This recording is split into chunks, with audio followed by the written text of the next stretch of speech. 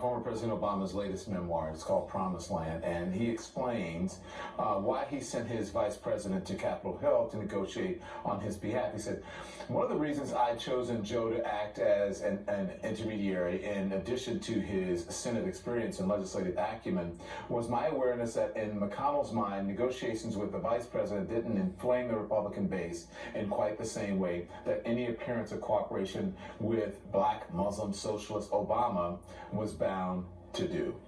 Now listen, we thought all of those things might be happening, right? But that was actually a calculation that the former president was making. That speaks volumes that Senate Republicans would deal better with the VP Biden because he's a white man. Is that how it was? Look, I think one of the strengths of President Obama is he's a pragmatist.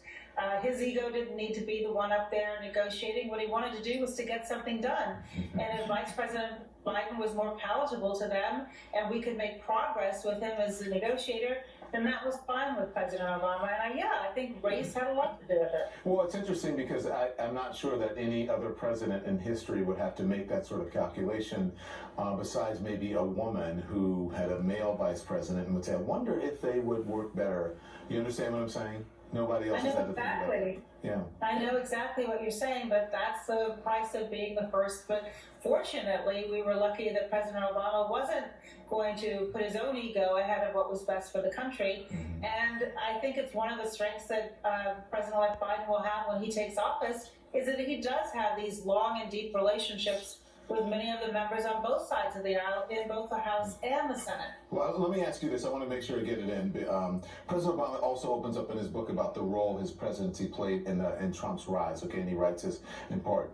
He says, it was as if my very presence in the White House had triggered a deep-seated panic, a sense that the natural order had been disrupted, which is exactly what Donald Trump understood when he started peddling assertions that I had not been born in the United States and was thus an illegitimate president. For millions of Americans spooked by a black man in the White House, he promised an elixir for their racial anxiety. Talk to me about that. Well, pretty diabolical strategy, don't you think? And it was effective. Look, he's the president of the United States now. And the whole birther nonsense was intended to delegitimize President Obama beginning when he was a candidate. Pull the rug out from underneath him. What other president, to make the point you were making earlier, Don, has had his citizenship questioned? None. None. It's outrageous. Valerie Jarrett, always a pleasure. Please come back and you be safe, okay? And same to you, Dan. And that's Stay well. I love that grandbaby behind you on the counter. Thank you. Thank you. Humanitarian